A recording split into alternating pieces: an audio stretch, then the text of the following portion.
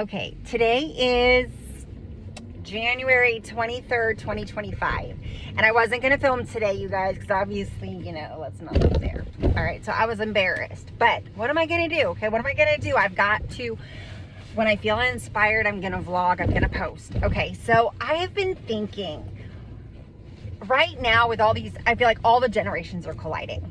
We all have done things differently. We all grew up differently than our parents. Our kids obviously are growing up differently than we did. And most people probably would have said, I did it the wrong way. And after I did it, for instance, I got married really young, had kids really fast, and had a career throughout because I chose to. And now I'm really starting to feel like I'm flourishing career-wise, okay? And what I really want to do in life. And 3 of my kids are grown and out of the house, in college. And then 2 are still at home. But I feel like I did it just right. I had my kids young enough to where I still had energy. I didn't have the wisdom, y'all. I did not have the wisdom. So you remember, sacrifice comes and goes. You have to sacrifice one for the other. And so if you're going to have them older, you're not going to have as much energy as you would as you were younger. Might not be able to get up and down with them as much. Or, I hope you could. I can at this age. Obviously, I'm 44 and I could. If I had kids now, I'd probably have the same amount of energy as I did back then. Because again, I've always had this insane amount of energy. That's why my mom had me in activities from 5 a.m. in the morning until 10 o'clock at night. Because I had way too much energy. And I also was thinking about this. Okay, we all know I'm doing Strategic Selfishness. That's this book that I've been working on. And the basis of this concept that I've been toying around with is that when we do things our way, we're called selfish. But sometimes that way is how we thrive. So it's strategic. So yes, it's okay that it's selfish, and sometimes you don't know that that is what is happening. You're just trying to process and survive in this life. And when you're not given tools, when you have to figure them out on your own, you actually become smarter. So medication helps you. I have ADHD. I've done the meds before and they're amazing. They do help. But I realize that I don't want to be addicted to these medications because the apocalypse, hello, you never know. So I realize that it can be a tool that you can use as you establish habits. But I've realized that since I was never diagnosed, my mom knew this, right? She knew that I had more energy than the other girls. I was put into gymnastics. I was always in something. Luckily, we were up at 5 a.m. As Mormon kids in Texas. We had to get up at 5 a.m. No, we had to get up at 4:30 a.m. We had to be at seminary at 5 a.m. And seminary went from 5 a.m. to 6 a.m. every morning. That's where we did Bible study, Book of Mormon study, all that. And so I was up, and then I was at school right after that. And then I was in activities after school. I was in cheerleading or in sports or debate, or there was always something that I was involved in, clubs. And then I'd go home, have to do my homework, right? Because I had no other time. And my goal was to still work out. My mom would say, if you don't work out by 10:30, you still have to go to bed because she knew I had to get up in the morning. So, to which if I didn't work out that night by 10:30, I would sob, cry because I didn't get to work out. I think part of me is also OCD a little bit. Like when I'm so dedicated to something and when something stops that isn't me, or it is me, but there's only so much time in the day. It wasn't like I ever watched TV.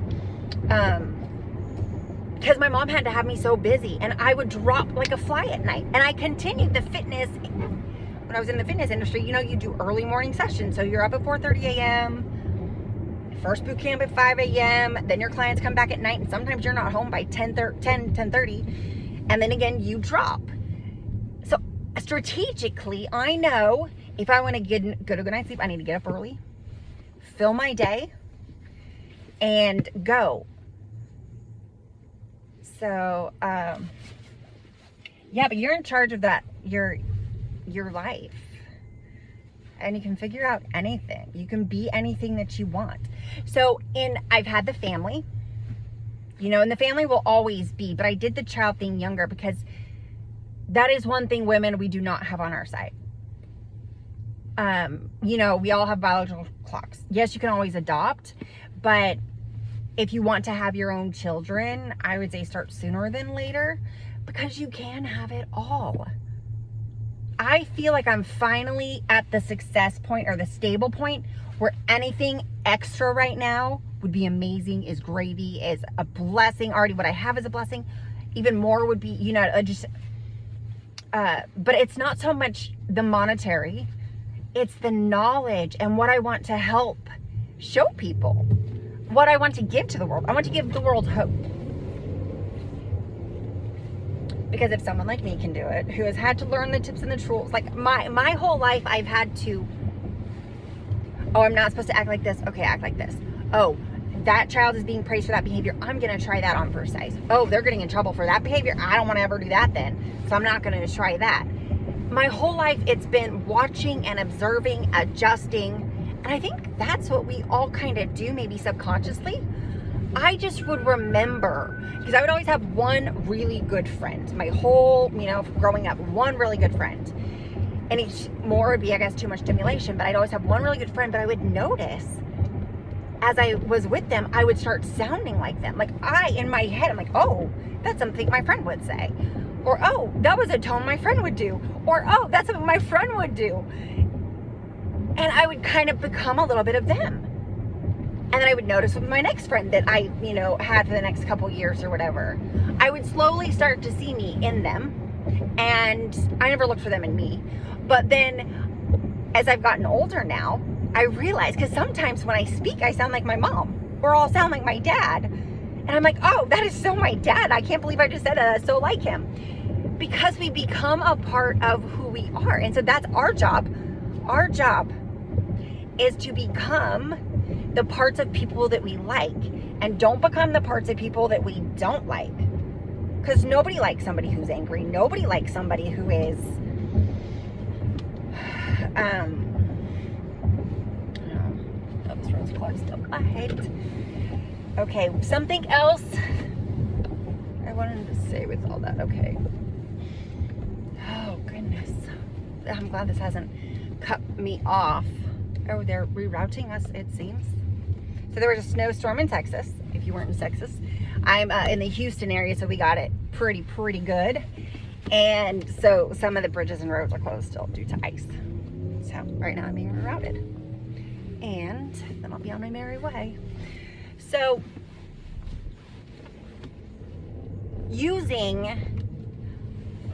I have so many ideas, y'all. So, okay, help me with this if y'all are actually making it this far in my videos. Okay, so there's a couple ideas. Strategic selfishness will always be the forefront of my, everything else segues off of that. This other idea that I have is how to become your own superhero, and it's on taking on the strengths of other people, not taking away their strength to where they don't have strength, but you know, and then choosing to fight with that strength now that you have added to your armor. Now there's two of you with that strength, you know, because you've cultivated that habit. You've cultivated that mindset. That's what's so amazing. Anybody can do anything because we all have that same original light within us, we're all made from the same chaos. Our brains are all the same. What we put in our brains is what shapes our brain, shapes our lives. You guys, I am so passionate about this. There's not one person that you can bring to me and say, are they hopeless? And I'll be like, absolutely not. Let's figure this person out. Let's help them figure themselves out. Anyways, it's getting a little too TED Talky. See, this is why I don't know if I'll ever be able to be an actual really good speaker, because I get really passionate. And I also, as my mind, even though I'm solidified in my beliefs, I will